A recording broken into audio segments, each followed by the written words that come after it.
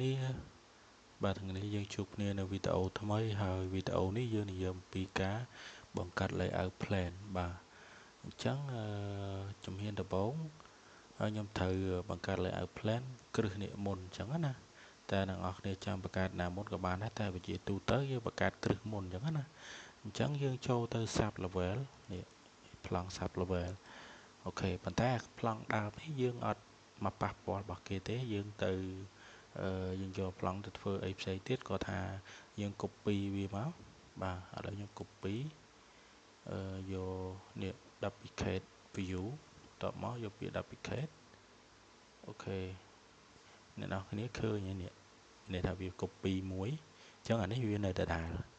បន្តមកទៀតខ្ញុំត្រូវយកប្លង់ទៅចូលនៅក្នុងនេះ foundation layout បាទអញ្ចឹងណាអូខេខ្ញុំយកប្លង់ foundation layout អូខេឃើញវាចូលនេះហេបាទអញ្ចឹងខ្ញុំចាប់ផ្ដើម rename ឈ្មោះវាមកអូខេអានេះខ្ញុំដាក់ផាល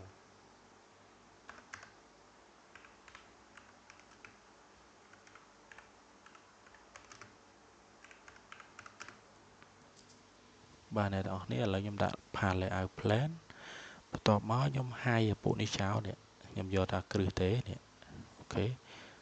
ខេឥឡូវខ្ញុំចូល VV មកអូខេអ្នកទាំងអស់គ្នា scroll រខាងក្រោមបាទខាងក្រោមនេះយើងដោះ text វាដូចជាstructure framing structure column អូខេ structure beam នេះឥឡូវខ្ញុំសាកដោះមើលវាអស់អត់អូខេ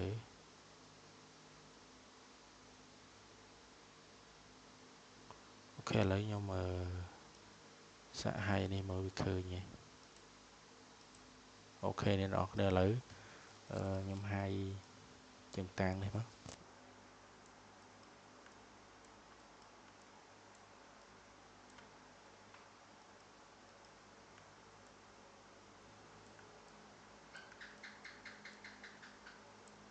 អូខេខ្ញុំឲ្យស្ដាំបន្តមកទៀតយក high view ហើយខ្ញុំយក element បាទអូខេឥឡូវយើងបានហើយអូ line នេះមកពីណាមួយឥឡូវខ្ញុំលុបចេញអូខេអញ្ចឹងនេះចង់ដាក់ highlight ជា symbol បន្តិចជា symbol ឥឡូវខ្ញុំសាកគូ symbol មួយមើលស្អាតទេអូខេឥឡូវខ្ញុំចូលannotate នេះបន្តមកខ្ញុំយក ratio បន្តមកខ្ញុំត្រូវបង្កើតអូខេនេះបង្កើតតែអ្នកនរគ្នាចង់ដាក់ពណ៌អីគេអូខេឥឡូវខ្ញុំយក software អូខេតមកទៀតខ្ញុំយកឥឡូវខ្ញុំយកពណ៌ផេះអូខេពណ៌ផេះអានេះខ្ញុំយកពណ៌ផេះដែរអូខេអញ្ចឹងខ្ញុំ apply បាទ apply មកទៀតខ្ញុំយក end មកគូនេះអូខេវាគូពីកោងអញ្ចឹងណាអូខេចាប់ពីទិសដៅនេះមួយបន្តមកទៀតនេះខ្ញុំសេទៅទិសដៅនេះខ្ញុំដាក់ចិត្តវាទៅនេះអូខេនេះអូខេបានហើយបន្តមកទៀតខ្ញុំយក line មកគូបាទនេះគូចាប់ពីនេះទៅនេះអូខេខ្ញុំ finish អូខេ mirror វាតិចមកខ្ញុំប្រើពាក្យអក្សរ D អំអូខេខ្ញុំប្រើអក្សរពាក្យ D អំខ្ញុំ mirror វាហើយយក45បាទអូខេឃើញនេះអូខេគឺបានហើយនេះជា symbol មួយឥឡូវខ្ញុំ select មកខ្ញុំគ្រប់វាណាគ្រប់នេះគ្រប់ហើយអ្នកនរគ្នាគេខ្ញុំគ្រប់តទៅទៀតខ្ញុំដាក់ផាងដាក់ឈ្មោះវាមកផាងមួយចឹងទៅបាទអូខេនេះឃើញវាបានគ្រប់ហើយបន្តមកទៀតខ្ញុំ copy មកដាក់តាមជើងគ្រឹះរបស់យើងមកបាទ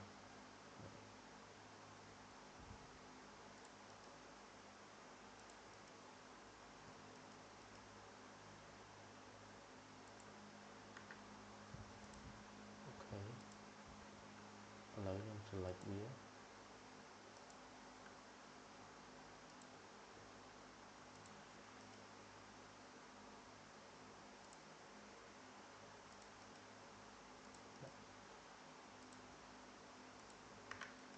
ឥឡូវយើងបានប៉ុណ្ណឹងហើយ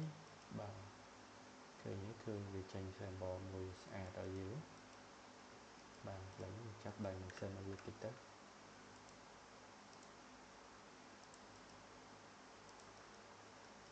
dimension អ្នកនរគ្នាចេះចាស់ហ្នឹងបាទសួរទេអីទេ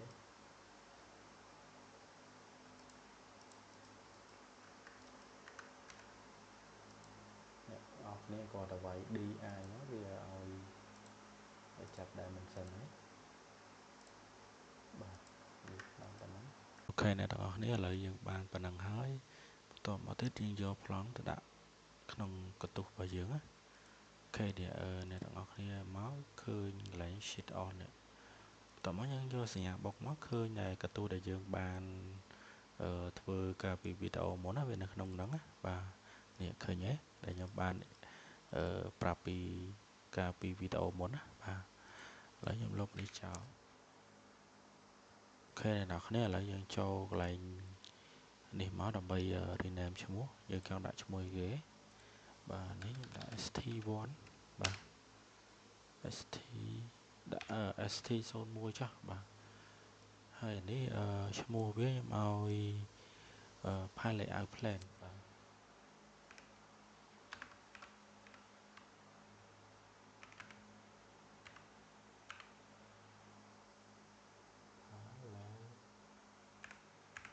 plan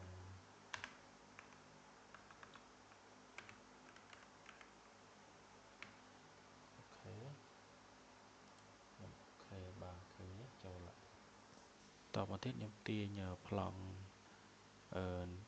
គ្រឹះរបស់យើងចូលអូខេវាចូលហើយអ្នកនរគ្នាឃើញទេបាទបន្តមកទៀតកន្លែងនេះview 4 ទិសមានន័យថាកន្លែងនេះជា elevation អញ្ចឹងហើយវាមកហើយ category បាទអស់មកអូខេ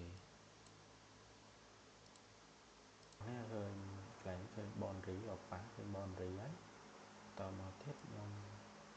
អូសវាខិតលើអ្នកទាំងអស់គ្នាឥឡូវចង់ដាក់ scale មកកន្លែងនេះ scale 100 លើ 100វាធំពេកបាទឥឡូវខ្ញុំដាក់custom ខ្ញុំវាយដាក់120មកវាប៉ុណ្ណានេះ scale KO ប៉ុណ្ណឹងអាចល្មមប៉ុណ្ណេះបាទអូខេចុះឥឡូវនេះវាវែងពេកអ្នកនរគ្នា select លើនេះឲ្យវាចេញខេបមកតមកទៀតយើងហូតឲ្យវាត្រឹមហ្នឹងមកឈ្មោះរបស់វាហើយនឹង scale នេះបាទអូខេដាក់ត្រឹមហ្នឹងបាទហើយក៏ខិតណាស់តិចមកអូខេនេះឥឡូវខ្ញុំចាប់ដើមទៅដាក់ឈ្មោះវានេះដាក់ឈ្មោះជើងតាំងរបស់យើងដាក់ឈ្មោះគ្រឹះរបស់យើងដល់នេះអញ្ចឹងយកណា tab តមកយើង text បាន category ខ្ញុំចូលឲ្យវាមកឃើញ P1 ឱកាសវា6ទឹកបាទគឺគាត់អ្នកនរគ្នាចង់ឃើញប្រវែងរបស់វាដាក់បានដែរចូល select លើវាមកឃើញផានមាន symbol ម្ដងអូនេះអូខេអ្នកនរគ្នាឃើញវាចេញទៅប្រវែងចេញឲ្យណាប្រវែង10ម៉ែត្រមកកាត់6ទឹកអញ្ចឹងណាបាទអូខេឥឡូវខ្ញុំដាក់តាប៉ុណ្ណឹងទេជាសម្គាល់នេះតែប៉ុណ្ណឹងទេបាទចានេះគឺជើងតាំងចឹងនេះគឺវាគឺដូចគ្នាទេអ្នកនរគ្នាចង់ copy ដាក់តាមលេខរៀងក៏បានដែរអូខេហើយយើងអាចសេរីបានអូខេបាទចឹងយើង copy ដាក់ឲ្យអស់ណា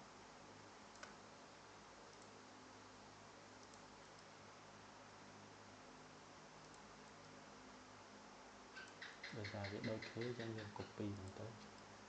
ប្រវែងមកកាត់អីហ្នឹងដូចគ្នាទេបាទចឹងយើង copy មក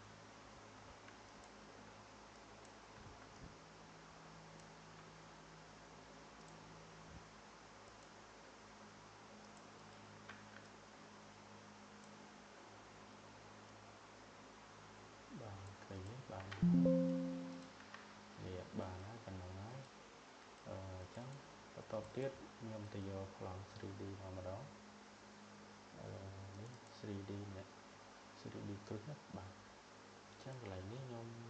duplicate វាដូចមុនមកយកប្លង់ copy duplicate នេះ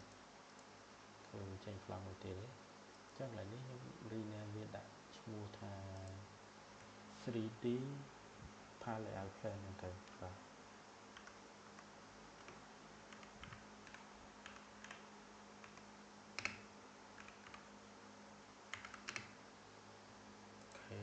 នេះឃើញបានហើយចឹងយើងចូលលើហ្នឹងមកតមកទៀតខ្ញុំ select តែលើទាំងអស់ក៏បានដែរមើលខ្ញុំយកពាក្យ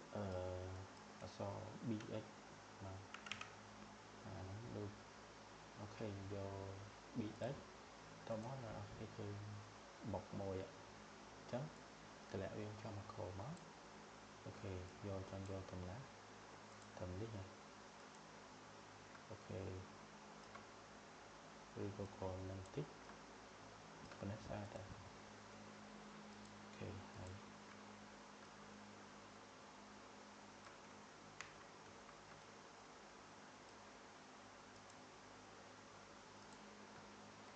បាទអូខេអ្នកនរនេះឥឡូវខ្ញុំយកប៉ុណ្ណឹងតមកទៀតខ្ញុំហាយវាមុនអូខេបន្តមកទៀតខ្ញុំចូលទៅនេះកន្ទុកវាមក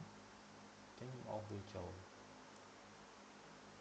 នេះឃើញទេចាប់ដើមប្លង់គ្រឹះវាមកហើយបាទ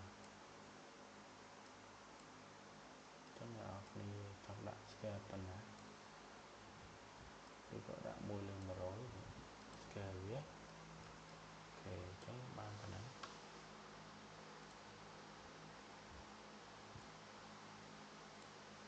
ទៅនេះមក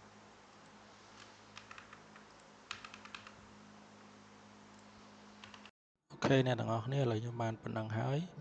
ឥឡូវខ្ញុំចង់ text អក្សរលើគ្រឹះរបស់យើងតិចអញ្ចឹងខ្ញុំ click វាមកហើយខ្ញុំយក lock វា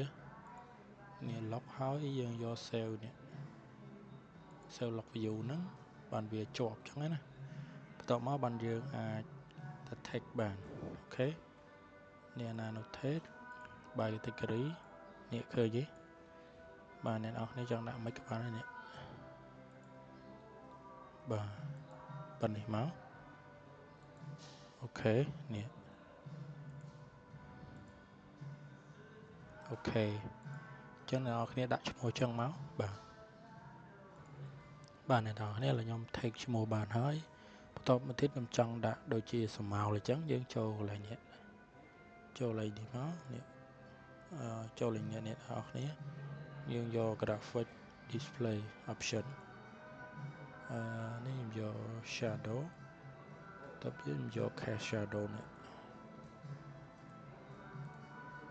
ឃើញទេអ្នកនរគ្នាឃើញវារៀងលេង style តិចអញ្ចឹងណាអញ្ចឹងអានេះខ្ញុំគ្រឹះនេះខ្ញុំអាចដាក់ពណ៌តិចបាទខ្ញុំទៅ select វាមកអូ sorry អ្នកនរគ្នាគ្រឹះនេះខ្ញុំលេងពណ៌វាតិចខ្ញុំដាក់ពណ៌គ្រឹះតិចបាទយក select all instant 3នេះខ្ញុំ select ចឹងមកខ្ញុំយក override graphic in view by element បាទអញ្ចឹងខ្ញុំយកលេខ show fill ដដែលហើយនេះចង់ដាក់ពណ៌អីគេដាក់ពណ៌នេះក៏បានដែរនេះខ្ញុំដាក់ពណ៌នេះឬក៏ដាក់នេះតើលេងយកពណ៌នេះអញ្ចឹងអូខេយកពណ៌នេះទៅអ្នកទាំងគ្នាចង់ដាក់អីក៏បានដែរបាទអូខេខ្ញុំ apply អូខេអ្នកនរគ្នាឃើញទេអូខេអញ្ចឹងយើងបានប៉ុណ្ណឹងហើយអូខេអ្នកនរគ្នាអញ្ចឹងដូចជាការបង្កើត layout plan អ្នកនរគ្នាគ្រាន់តែដូចយើងចង់បង្កើត layout ធ្នឹមអញ្ចឹងយើងចូលដូចដែលខ្ញុំបានប្រាប់កាលពីក្បាលវីដេអូដំបូងអញ្ចឹងណាអ្នកនរគ្នាចូលតាមហ្នឹងមកឲ្យ copy យើងមាន share ដូច 12k ទេហ្នឹងយើងចូលធ្វើតាមហ្នឹងមកឬក៏អ្នកទាំងអស់គ្នាចាំដល់វគ្គ គូសបត្រវិញជើងតាងឬក៏គ្រឹះឯទៀតចាំដាក់ក៏បានដែរតែវាល្អយើងរៀបប្លង់នឹងឲ្យហើយអញ្ចឹងណាហើយអនុវត្តទៅតាមហ្នឹងទៅយល់ហើយអញ្ចឹងណាអ្នកនរគ្នាបាទអញ្ចឹងវីដេអូនេះខ្ញុំមានតែប៉ុណ្ណឹងទៅខំអ្នកនរគ្នាចូលទៅអនុវត្តបន្ថែមហើយវីដេអូក្រោយយើងនិយាយអំពីការ shop draw វិញគ្រឹះតិចបាទអញ្ចឹងយើងជួបគ្នានៅវីដេអូក្រោយទៀតបាយបាយ